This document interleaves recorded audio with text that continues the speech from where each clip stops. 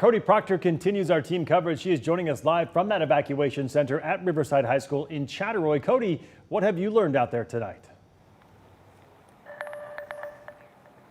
Well, Mark and Whitney, what I have learned is that quite a few people have been out here seeking refuge from the Oregon Road fire. Some of them started to arrive as early as last night. According to the shelter supervisor on scene here, when I spoke to her, she said last night when they opened up, they had 150 people waiting at the door. And even this afternoon, they were feeding 200 people here at the scene. Other people came in this morning, some of them forced to leave their homes behind, but others actually brought their home with them. Anthony Erickson's Saturday began with a rude awakening after getting word they needed to evacuate the Oregon Road fire burning near Elk, and fast. Going into a little bit of a panic mode, trying to figure out everything you need to take with you and what to leave. Erickson says they managed to leave within 20 minutes since all they had to do was hitch up their tiny home and drive. Everything we have is just right there. We just hooked up and left. They're not the only ones.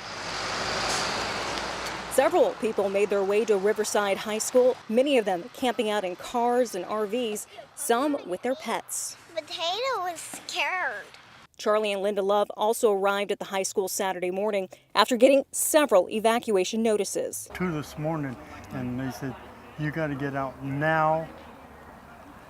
Done. The Loves managed to grab their cat and dog and a few other important items, but what did you all have to leave behind? Everything. Everything? Yeah. Too much. Now they're just waiting for word on when or if they can go home.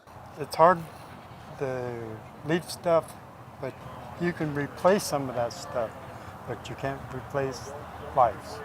As for Erickson and his family, their next steps Just hang out and see where it goes.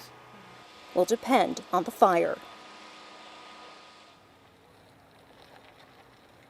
I also did speak to one woman here whose family also sought refuge at the evacuation center. She says she had just found out that her and her family had lost their homes after they evacuated. She did not want to go on camera, but she did say they weren't sure what their next steps were going to be. However, I have also seen a lot of support here at the evacuation center in the form of hugs and donations. The on-site shelter supervisor even said they have received so many donations. The next 3 days at least are being taken care of by vendors, by restaurants in the area, and she did also confirm to me that they are now taking people and allowing pets or people with pets to come to the shelter. So that is here at Riverside High School.